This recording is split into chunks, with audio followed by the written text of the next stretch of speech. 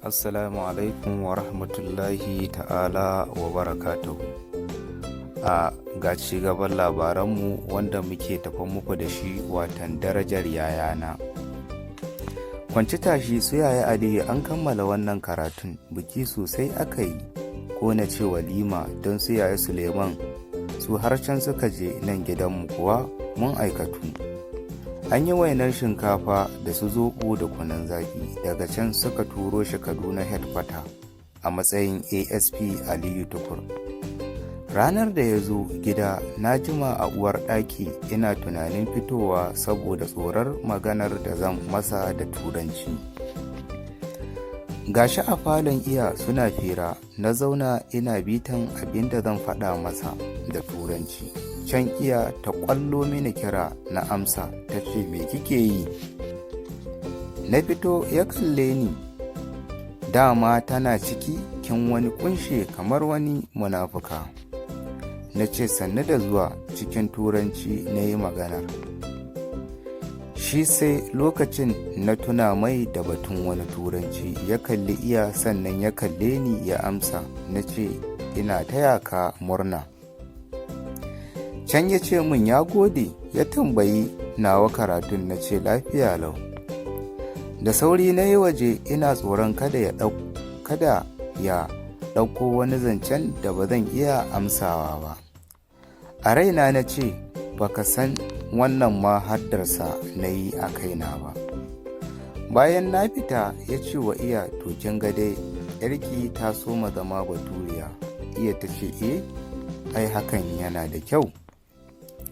Tunda ya dawo kullum zancen shi da iya baya wuce ka yi aure ga danga ka fito da mata, sai dai in bai zo gidan ba ko kuma bai zo mata fira ba.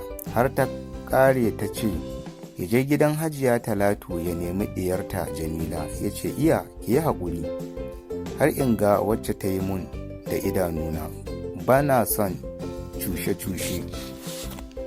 Ta ce duk faɗin anguwar Ma'azu har yau baka ga wacce kake so ba? Sai ya ce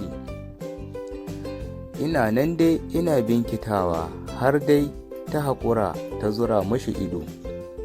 Daga baya na ji suna hira da Yaya Suleiman, wai tana sa mashi magani, tana ganin kamar ba shi da lafiya. Ni ko da na ji wannan zancen lokacin cewa na yi a raina ras yake, kila ma neman matan shi yake yi a waje.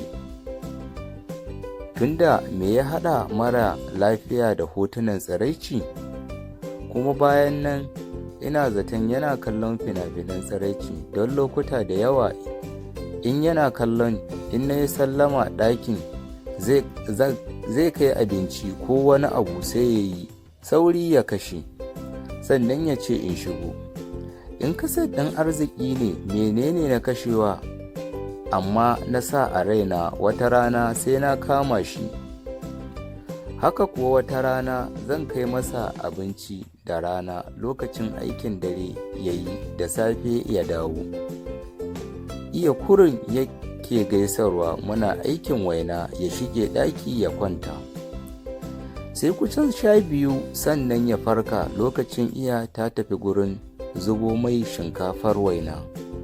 Ta ce in ya farka in kai masa ruwan zafin shi da waina, in kuma biredi za ya ci to in kai masa. Ya fito ya shiga wanka, da sauri na ɗauki ɗan flax ɗinsa na ruwan zafi na nufi ɗakin.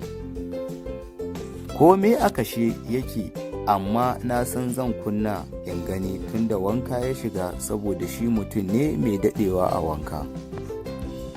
Inda ya shiga tamkar zai canza fata, don haka in lokacin sallah ya katato zai shiga ban ɗaki, iya kance bari mu yi alwala don in ka shiga sai lokacin sallah ya fita sannan ka fito. Na jona komai ya kawo, na ce au bulufin ne can kasa, don munafinci aikuwa CD. Yana gama lojin sai ga mata da maza tsarara suna aikata masha'a.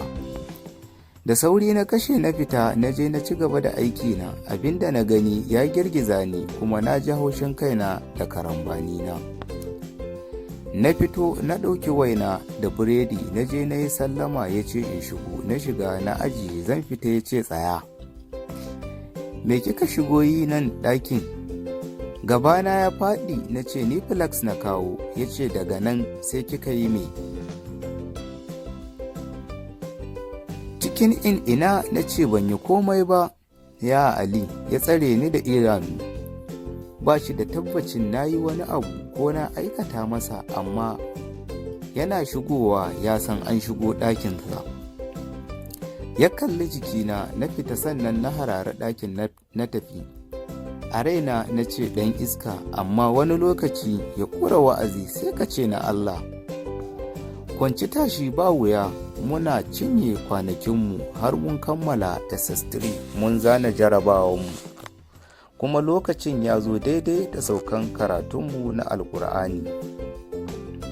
A 'yan uwa za ku iya biyo mu a ci gaban wannan labari na gaba wanda za mu kawo muku insha Allah rabbi, to ku saurare mu a kashi na gaba za mu kawo muku insha Allah.